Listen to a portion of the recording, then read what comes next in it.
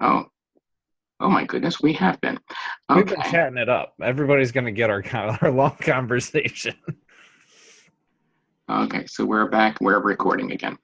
Okay, this is the Zoom session for February 14th. Happy Valentine's Day. And I see in your picture you're wearing red. So, It counts. if you don't wear red, people come up and stab you. So there's red somewhere. Is that how it?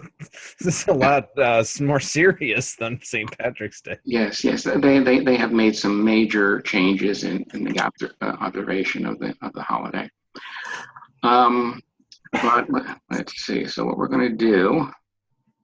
Oh, I mean, I can even set it up with breakout sessions so you can have a meeting with somebody else while I'm having a meeting with Oh, somebody else. that would be too many meetings. Uh-huh.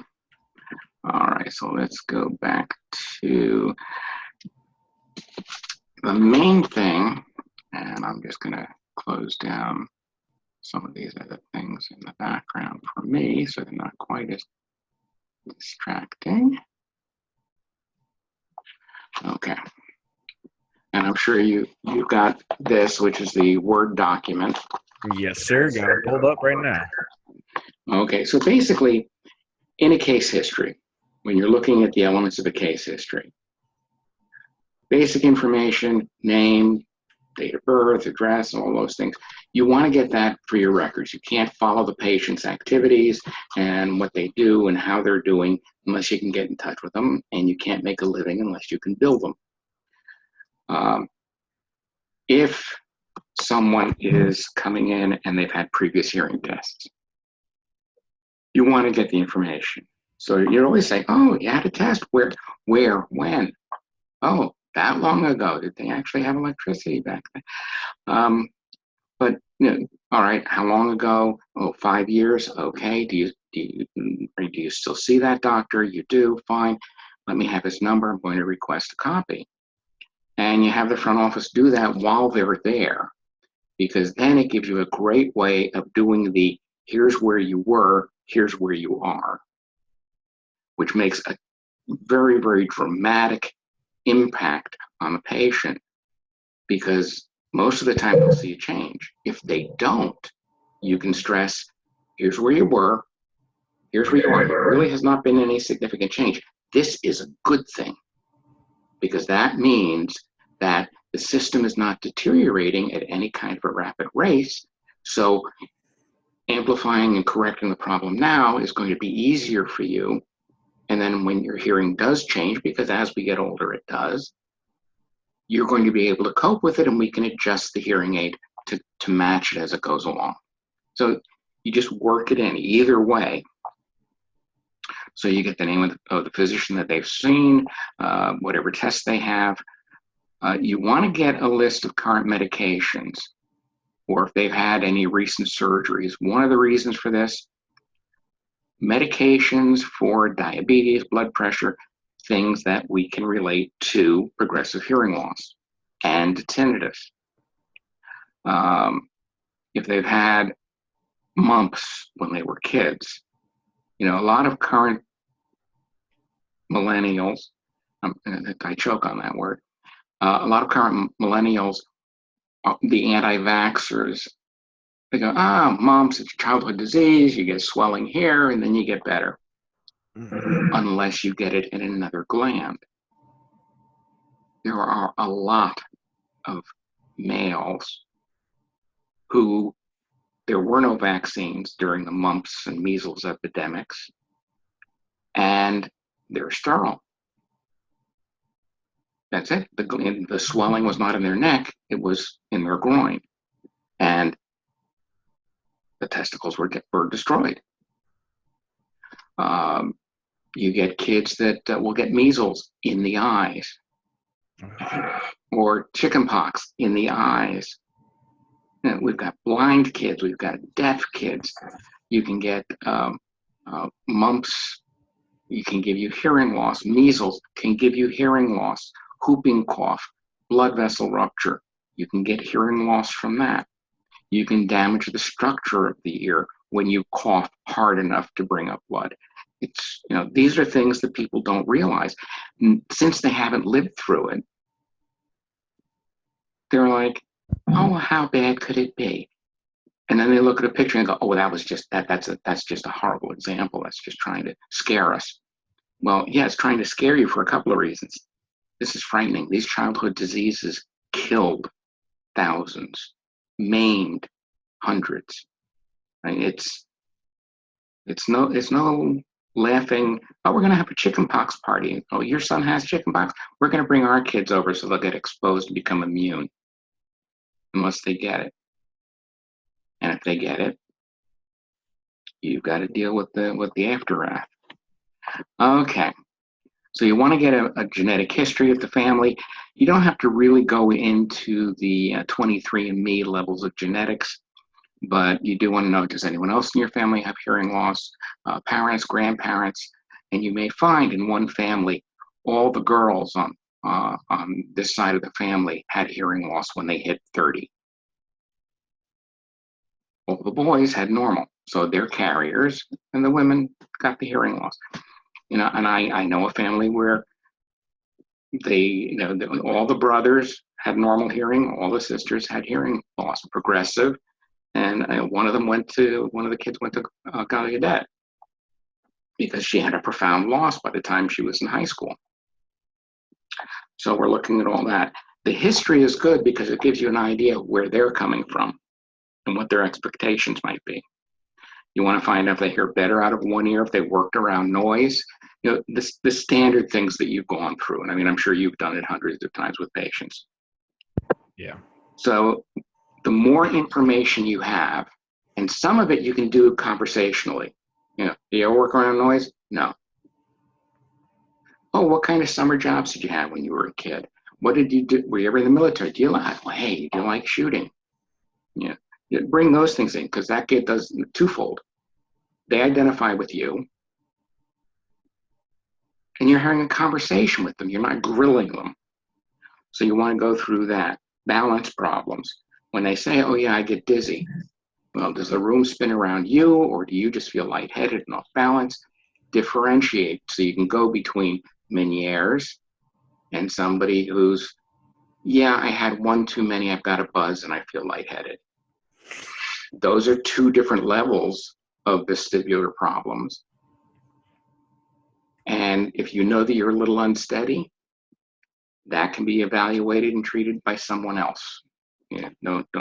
Balance can get really expensive if you want to get the right equipment to do it. So leave that to the neurologists and the audiologists who are into that stuff. That's a lot. Yeah. Difficulty on the telephone. You want to make it better for them. Asking them, what areas are you having difficulty in?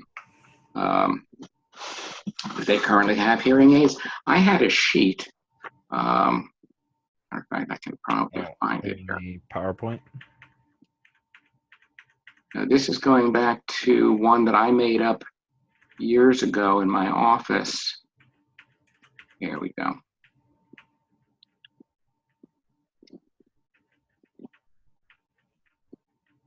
Okay, I'm going to go back to this and share screen. Okay.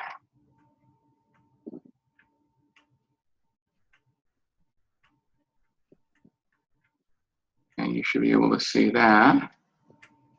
Previous hearing aid form. Yeah. Okay.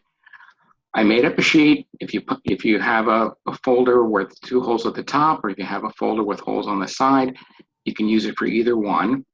But what you're doing is put down the patient name, make, model, battery size, whether it's programmable or not, whether it's wirelessly programmable. I mean, I got this before, a lot of the other things came available. So I modified it a little bit, whether it's a RIC, a Wright. So we've got everybody else. Then you've got Oticon, then you've got GN Resound, then BTE, ITE, ITC, half shell, or other. Put down just some general information. If you can get the serial number, or if you can get the year that it was purchased, you just mark them down right and left. And you can see I'm put down on the side version January 27th, 2017. So if I make modifications on this, I know which one to use, the most current. That's nice. So, and this is what I did. The reason for it is I am, let's stop the share on that, mildly dyslexic. I am ADD. I will remember on 40 patients to get all this information. And on the last 10 of the 50, I get the information, but I forget to write it all down. If I have a form, I've got something to fill in. So I have a whole folder of office forms that I have, and I've kept them, and I update some, and others I just let them sit.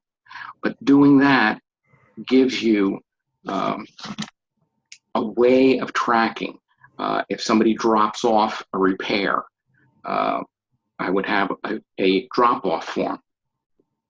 And I told my front office person, somebody drops off the hearing aid, don't just take the hearing aid in the envelope, putting it into the folder and putting it on the desk and say, can you take a look at this? The patient had a problem.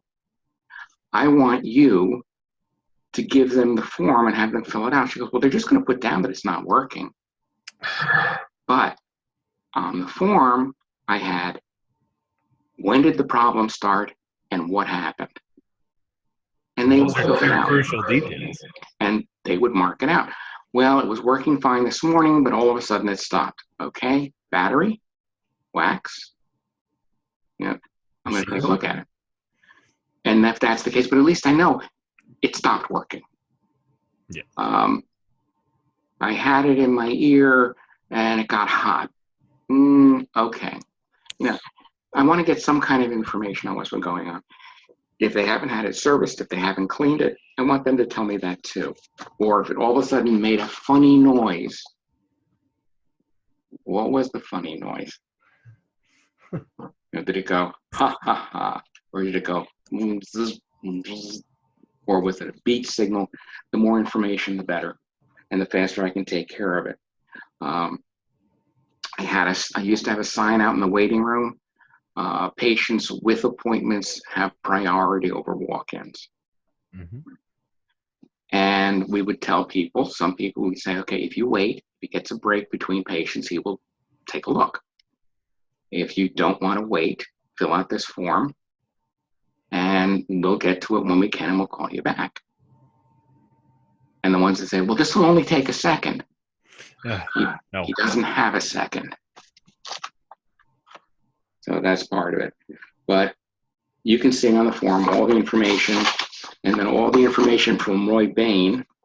Roy Bain was a dispenser who actually got into writing about this for the same reason that I make the forms and I try to tell people things. I've been through it. I've done it. I've refined a lot of the things I do. Roy Bain is a little bit more into sales. I know that he made some modifications on the audiometric diagram, where instead of it being a perfect square when you go 1 octave versus 20 decibel, so it looks much more dramatic as far as the fall off. Mm-hmm. Well, and my position on that was, well, that's really nice. Unfortunately, it is clinically inaccurate. So I mean, I couldn't do it. I can't do that. Yeah. But read through this list, and audiometric interpretation is the biggest thing we're going to go through. So now we're going to go to, let's see, so I'll close that.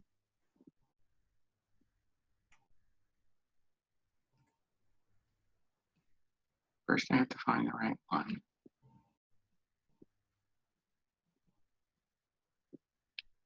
Here we go. And slideshow from beginning. I hate it when I do that.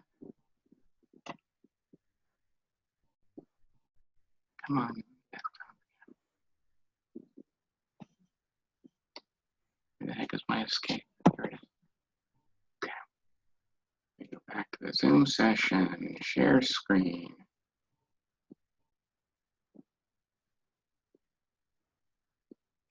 That's it. Share. So you should have this also. Please move this away from the shared application. And we're going to go beginning. And you can see, again, this is just giving you the general information for the hearing form, the case history. This is a very simplified audiogram. I think it's the one that you use. It's clean. It's a good way to explain it to the patient. Nothing wrong with it. So this is going over basically what we were talking about before. This is what you'll find in many audiological clinics because they're trying to get all the information onto one form. They're horrible. I mean, they're good, but they're horrible. They're so hard to look at. Right, and that's part of the problem. But there are certain things you have to put in there. What we really should do is have a 2-page audiometric evaluation worksheet and then a typed report. Concurred. And this is Roy Bain's work here, you can see, he's like, oh, you do have ringing in your ears. And because they filled this out on their own. He's circling their age. Well, so many percentage of people over 65 have hearing loss. You're at 78. So I'm not going to be surprised if I find anything. When did it happen? Gradually. Well, that's what happens. We look at it. Well, what do you think caused it? Guns. Well, firing guns will do that. So again, you're interacting with the patient and talking about them from information they've given you. This is one to give the significant other, where you want somebody to help back you up in the argument. Transfer of information. A medical release form, and you may want to check with your state requirements. The medical release form, particularly with the changes in HIPAA, are important because if you call a doctor's office and say, I need the audiogram on so-and-so, they will not release it to you unless they have a signed form. Now, if they tell you that they need the patient to sign a release form at their office, they're doing it backwards. The patient is signing a release form giving them permission to send it to you from you. So they don't have to go schlepping over to the doctor's office to get that permission. Right. Okay? Because we've had offices who refuse to send it. And again, this is one of the advantages of having the title doctor. The person saying to my front office, no, we can't send that unless they have a release form, our release form. And we've said to them, if the patient's there, fine, fax me the release form, we'll fax it back. We can't verify that. The patient has to be here in person. So I get on the phone and go, all right, this is Dr. Siegel. I'd really like to talk to the person who really makes the decision on this. Yeah. And they go, oh, look, we sent you a release form. You can compare the signature on the forms that the patient did in your office. If it's a match, send us the audiogram. Yeah, really. If not, have your doctor call me. All of a sudden, we get the forms. Yeah. Now, it's like, why do you have to try to make my day so hard? And they do.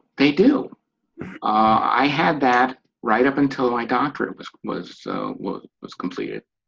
Yeah. And we would call and they would say, well, I'll have the doctor call you back when he's free. Never. And for years after I'd gotten my doctorate, I would say, this is Dr. Siegel. I need to talk to Dr. So-and-so. Hold on, please. Yeah. It's true. It holds some weight. As somebody who has been partway in the clinician role and partway in the front office role, there is definitely a difference between how, even between one patient versus another, depending on what day you see them. One day it's a different story. Absolutely. Now you can see here how it has it broken down. Purchasing your hearing aid. This is what we do. This is the batteries. You don't have to get into this kind of detail, but having something that says you will receive batteries, we will specify. I have a dispensing checkoff list, and I'll put that up on the screen as well. But basically, until I know exactly what I'm going to fit them with, I don't give them specifics. So if I'm looking at their loss and I go, okay, it's either going to be the GN Resound or it's going to be the Oticon. Let's see if we have something that's going to be able to cover it. I want to look at the two. I want to look at the operating system. With their loss, okay, they have a rising configuration. They're going to be much more sensitive to any kind of internal noise in the high frequency. So I'm going to avoid some of the Starkey units because they have a loud noise floor where other people wouldn't notice it. Somebody with a reverse slope probably would. Right.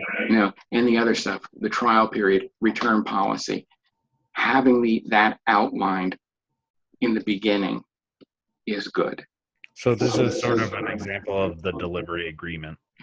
This is an example of when you're getting ready for the person to purchase the hearing aid. Right. Not the contract, but this is like, okay, here are things that we are going to do for you. The part I don't like about it is that it says the hearing aid that is best for your loss is, and you're giving them a specific, and then you're giving them your price, and then letting them go home, and then they go on the web and find it on the web, or they go around, and there is no end to the supply of people when somebody calls. I'd like to, and we always mark it down. Okay, price shopper. Okay. Oh yes. Well, we can get those in varying cost levels. How much were you being? What was the price quoted to you in the other place? Oh, they said it was going to cost me $3,000. Oh, we can do that for $2,800. Now the person hears $2,800 instead of $3,000. Wow, that's a big difference. $200. Right. In the meantime, the person may fit them with one level lower, leaving off some of the options, whatever. You don't know. To me, I had fixed prices in the office. I always had the wiggle room of making discounts to different patients if I felt that it was indicated. But, it was never more than like $25 or $30 because I charged a price that was reasonable based on the cost to me. Yeah. Okay. This I love. This is a very clear illustration for patients when you're looking at here's how you hear. And then we get some a little busier ones with the resonance to the canal.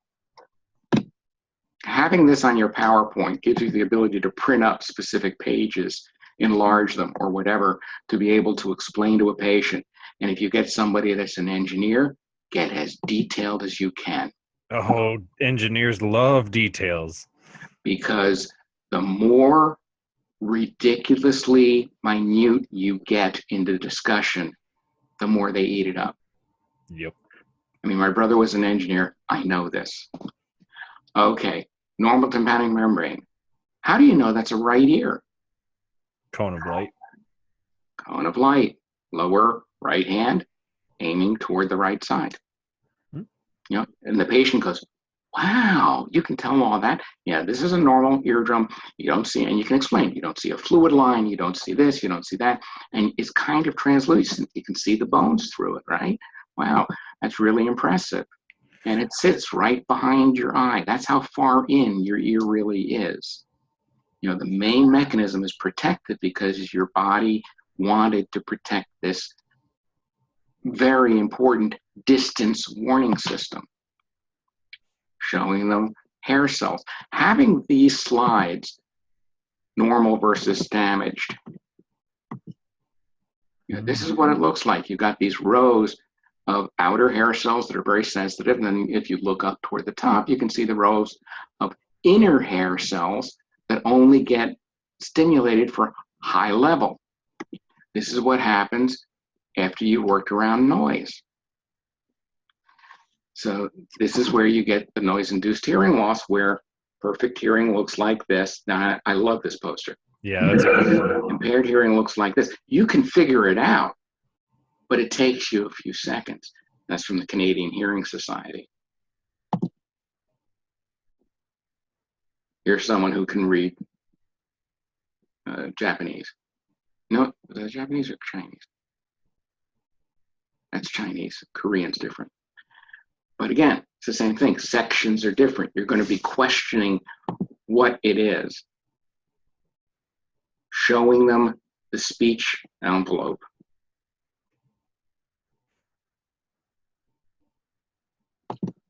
Yeah, that's what we use pretty much every time. Just because, I mean, it makes it real for them. It shows them like what they're losing. Exactly. This is what you're missing out on, and then Right. the pictures too. Like you can say like birds and leaves and stuff. Put Yes. those up there too, and they go, "Oh, really?" That's the sound range, yes.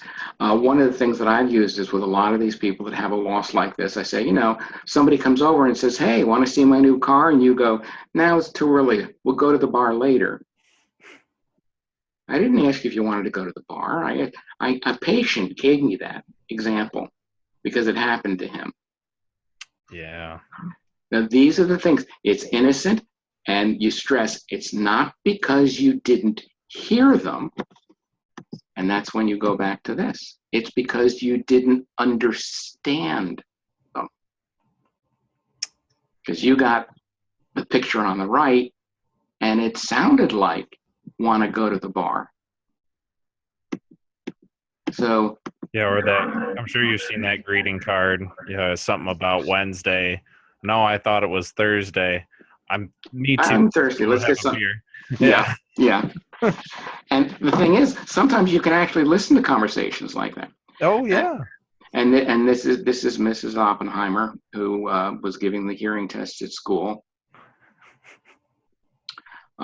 She was also good for business in the hearing industry for everyone in that town. So, booth, we all know what the booth looks like. I loved the idea. This one they showed, this is what I had. And if you look, you can see 4 panes of glass in that window. Because it's 2 separate booths. One booth with the patient, one booth with the examiner. So we were guaranteed to have no strange sounds coming through the microphone. It didn't matter if I sneezed or dropped something, the patient didn't hear it. I mean, those are great for research and everything else. I love it. I want one. It's an extra booth, but it's great. And the control booth doesn't have to be as big as the exam booth. Right. And then different audiometers, headphones. Do you use these, the Super Aural? No, we use insert phones most of the time, but we've been known to break out the headphones when we go and yeah. I love, now the audiometer needs to be calibrated for both. Yes. And you have to be able to switch it from one to the other or have a correction factor built in and posted on it. Mm-hmm.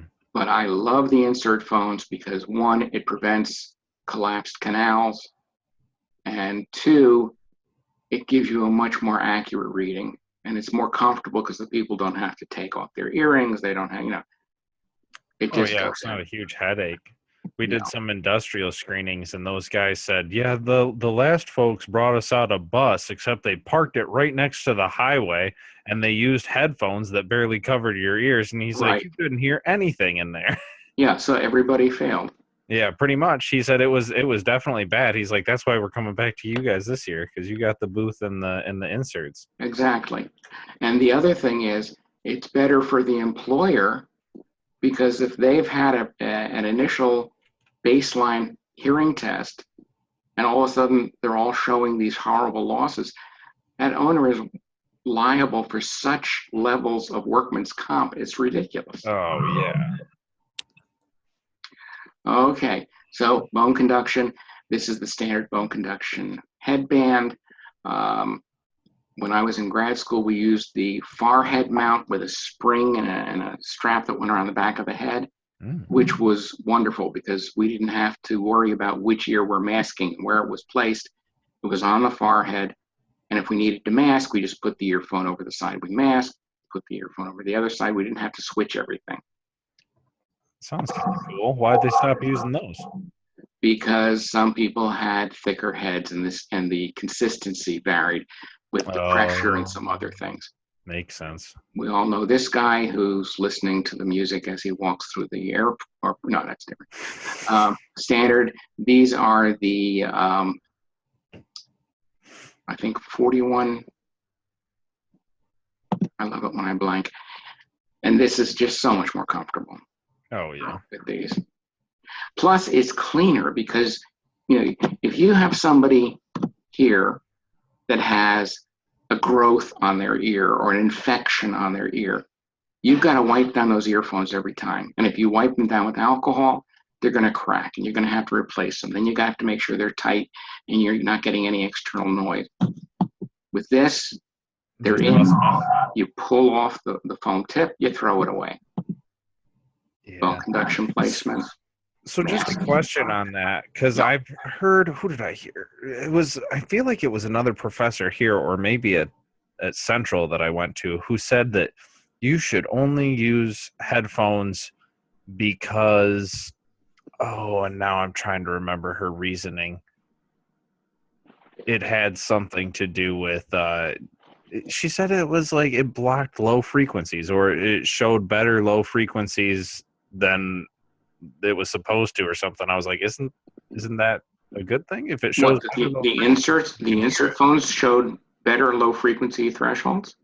Yeah, or worse low frequency thresholds, one of the two. I can't remember.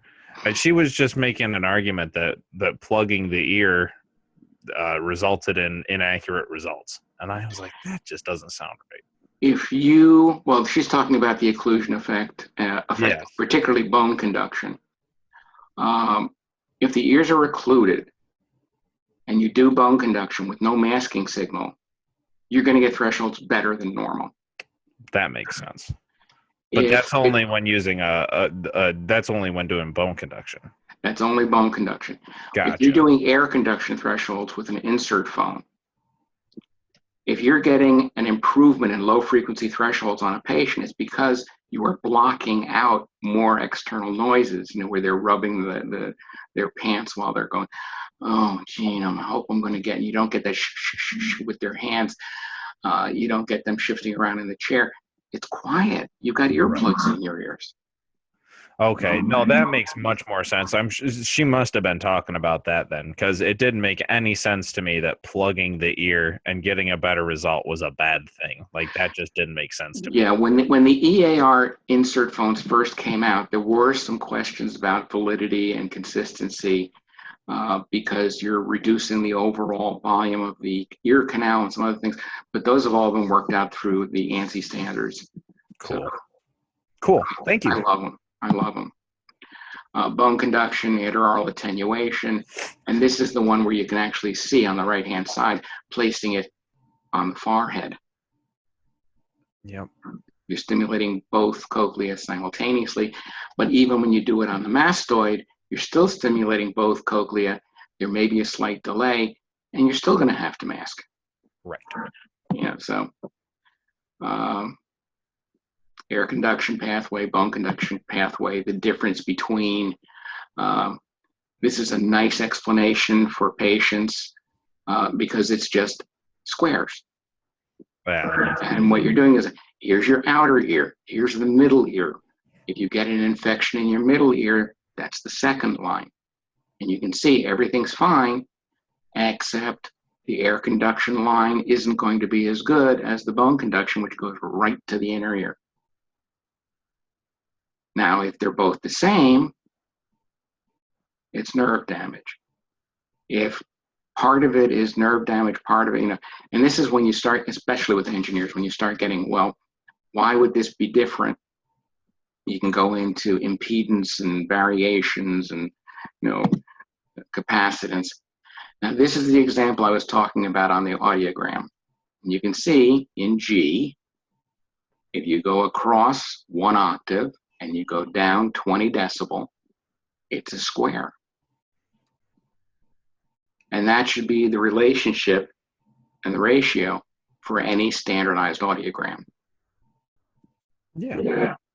If it is a rectangle, if it is elongated in either direction, the picture doesn't make sense. It's not an accurate representation. If you never do sound field, don't have sound field in your key. If you do sound field, if you do masked, unmasked, put it down. Now, as you know, normal hearing, I mean, we've been through this before. The mild, moderate, severe, you've got a slide with the SPON-B words, with good old horseshoe in there. The CID, standardized tests. These are good to be able to just print up. What I used to do is I had a checkbox, and I had a little line after every word. And what I would do is, as they gave the word back, I would put down, like if it was yard and they put down card, I'd put down a C, or I'd write out card. What this did was it gave me an idea of whether it was consistently consonant substitution or if they were yanking my chain. Mm. Impedance audiometry. There is so much controversy right now where the audiologists are getting all bent out of shape that, why should we allow, hearing instrument dispensers and hearing instruments providers to do a diagnostic test. They've got office staff doing them in the doctor's office. Yeah. Okay. These are people who are not trained. I've got one doctor who has sent me, I can't tell you how many hundreds of requests for audiograms on patients who failed the hearing screening. And the patient says, they held this out, there was noise out in the waiting room, and I couldn't hear anything. Okay. Now, if we were charging for the hearing test, wonderful. But it fills up your schedule very fast. Yeah. Now, interpreting, basically, you want a type A. If you don't have a type A, or if you have something that's showing extreme negative pressure, meaning, that, and you can say, did you just fly in from someplace? Yeah. Okay, well, if you can pop your ears, it'll probably feel better and you'll probably hear a little bit better. But if you get anything other than a type A, you may need to consider referring them for a medical. Right. The impedance ear probe with the tone in, the tone out is basically the microphone to receive what sound is reflected back. Then you change the air pressure. The different ones, A is good. AS, okay, slightly stiffening. When you get the AS and it's kind of rounded, you may want to send them for a medical. B, definitely. AD could be, depending on the volume measurement, AD could be not so much a perf, but it could be something called a monomeric closure, where you had a perforation and instead of healing with 2 layers of cells, it healed with 1 layer of cell. And it looks like one of those balloons with the weak, or a tire with that weak spot that balloons out. That's crazy. I never thought about that before. Yeah, and there's all kinds of things. Now, let's say you get a B, just a flat line, not even a rise, just a flat line. Depending on the volume, if you get a large volume, perforated eardrum. Oh. And it might be a small perf up in the attic region, or the top area of the drum, then you can't quite visualize it. Tympanometry will show that. And if that's the case, they should be seeing a doctor. So these are the main ones. Let's say you have a child that has middle ear pathology, and they come in and you get a line 3. Now, I'm going to send you over to the doctor, and we can recheck you. So after a week of antibiotics, we have a 2. Then after a little bit more antibiotics and some decongestants, we have a 1, normal. So you can actually track recovery. Or with some patients, you can say, I want you to, you've got a cold, we're at 2, and you weren't last time. You should, go see a doctor, do something now before it turns into fluid. And this is where you're going to be doing contralateral or ipsilateral reflexes. And there's a whole series of information about contralateral, ipsilateral. Now, this is Dr. Venema showing you all the patients that come and say that. This is the program that they have up in Canada. And I saw these slides for the first time years ago. And when Dr. Venema was giving some early lectures at a couple of the national associations, we're all sitting there going, this is a nice setup. Yeah. Nice audiometer.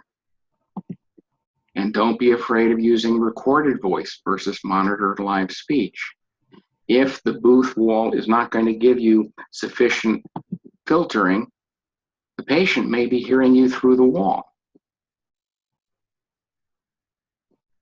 So there's a lot of things. And those are all the different, and you can see the CD player off to the side, the Auditech word list, and you can get Auditech word lists in different languages. So if you have a heavy Spanish population or Russian or Polish or Korean, you can get a balanced word list for each of them. German is kind of hard because every word that they have is 36 syllables anyway. Anyway, so here, this is a simple tympanometer that'll give you a readout. There's another one, there's automatic ones, there's manual ones. This is a lab that some people have no idea what to do with. I loved it. That's the Red Wing motor with the grinder and drill bit on the right side and the buffing wheel on the left. And my comment to most of the students was, when the patient can't tell that you made a modification because you ground it and then polished it and you can't see, then what you got is the perfect modification. Let's see here, I think somebody's.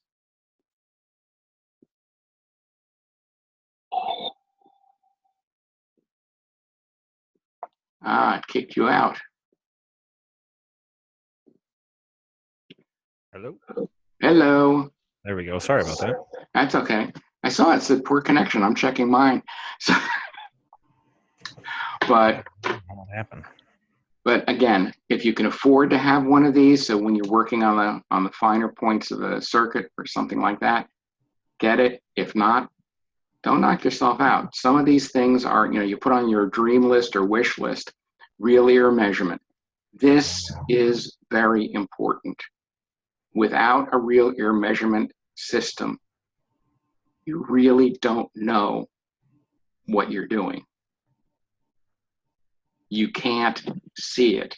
You can't, the patient saying, I don't notice any difference, and you're making the huge change on the adjustments on the hearing aid. And then you find out that they have a canal resonance that just matches that. So that's why they're not seeing any difference. This is an auto admittance screener.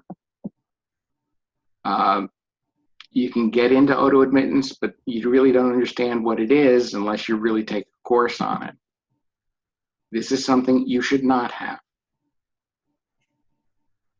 If it's that loud and it's blowing you away like that, turn it down. Working with patients on pronunciation, you can see the person across the table, the older gentleman, has a stoma that he is covering so he can speak. You're going to get all kinds of people coming in for these tests. You've got these results, and the main thing is, are you still seeing the slides? Yes. Okay. And the main thing is that you want to make sure that what you've got is accurate. Okay, now, did they do bone conduction for the left ear? No. Why? Because they did it for the right. Correct. Yeah. When you're getting mass results like that and the left ear's in the normal range, you can save yourself some time and save the patient some discomfort. Mm-hmm. Mask thresholds are required there because?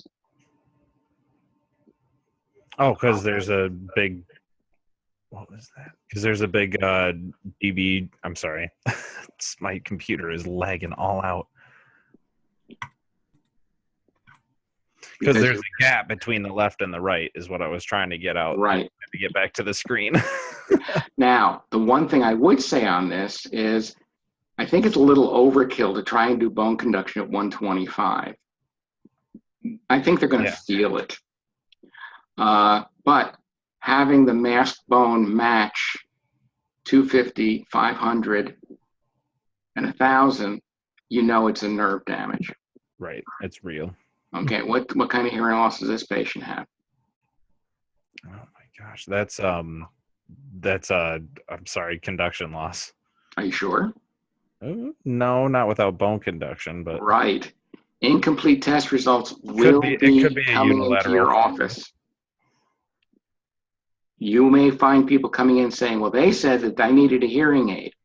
And you go in and you go, let me get this plug of wax out of your ear, and you fix it.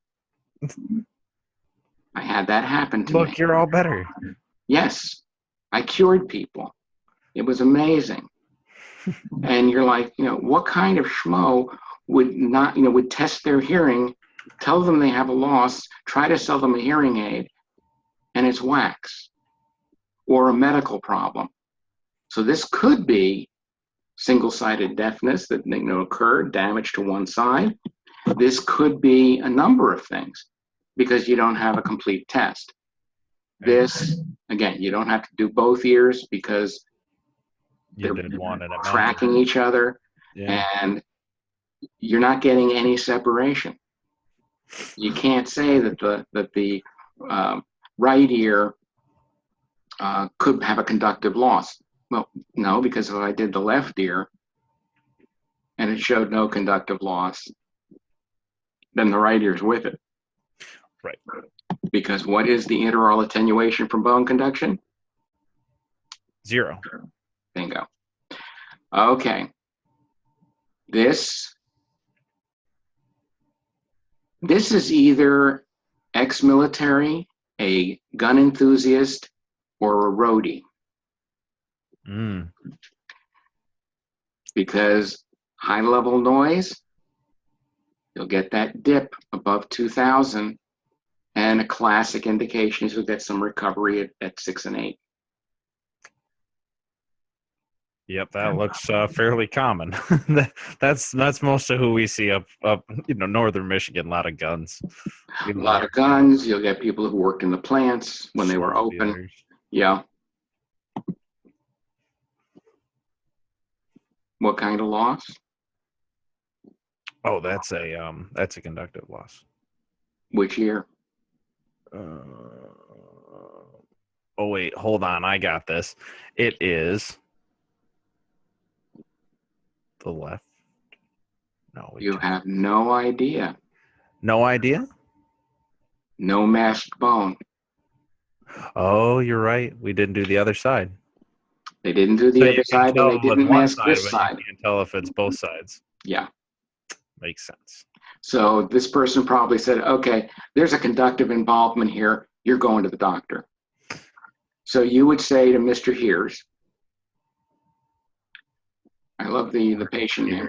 Jeez, oh Pete. That's just bad. You would say, Mr. Hears, or you would say, Mr. Hears, and you would refer them to the doctor, have that treated. Having them come back after treatment and management from the physician to be retested and find out what their hearing really can be. This, you have complete test. You masked the left side. So you can tell you've got sensory neural on the right. It's a combination, yeah. And mixed loss on the left, exactly.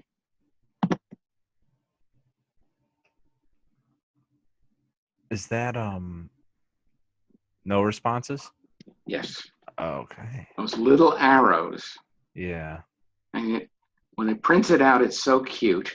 But I mean, I draw it by hand and it's like, yeah. But so what is happening there? if you look at that, there's no response to bone conduction at any frequency. I'm surprised they didn't get something at 125, because a lot of patients, when Would that feel happens, they feel it. And don't they? I mean, I've had patients say I could hear it buzzing on my ear at 250. They're like, "Oh, I can feel it buzzing back there." Yeah, make sure it's not touching the pinna. Make sure it's not touching glasses, Yeah. because that will set up a resonance. And they put it on the glasses and it's going. Yeah, that's not what you're looking for. It's not a pleasant sound. Now, why wouldn't you put the bone conduction down with the air conduction to show that there's no response? Because that's not where you tested it. That's right, because that's not what you got. That drives me nuts too. The computer software that we used to use would, like, if you put in a no response, it put it at 80. No matter what. You couldn't change that. That drove me, like, I was like, that's wrong. And I'd have to go back in and manually edit all of them to make sure that they were right. That's right, because that compromises the validity of your tests. Yeah.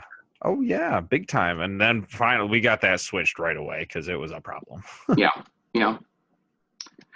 Okay. And this is conductive. Mm-hmm.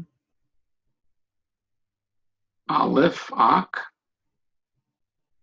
Okay, some of these names are rather strange. Okay. Mr. Hard Knocks, yes. Again, mixed loss. One-sided. So this is an asymmetrical loss, meaning one is worse than the other.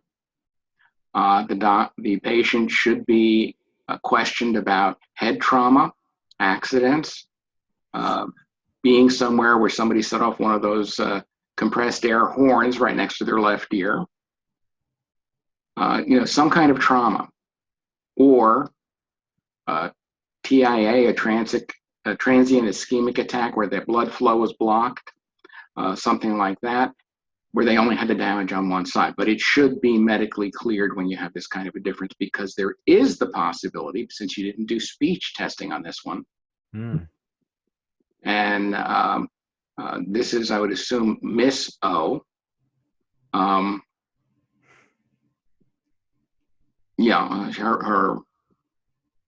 Her brother is OO. This is uh-oh.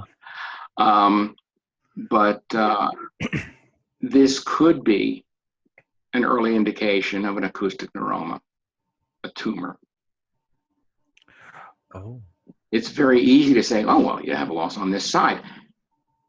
If it came on very gradually, if it was sudden, you want to get as much of a history as possible to rule out any medical problem. If there's a good explanation why the left is worse than the right, then maybe it's you can sort of rule that out. But until you know for sure, it couldn't hurt to at least have somebody check. Now, if you did this and raised the input and got a discrimination score of 96% or 100%, that's a pretty good indication that it's not there, because an acoustic neuroma will usually cause some type of distortion.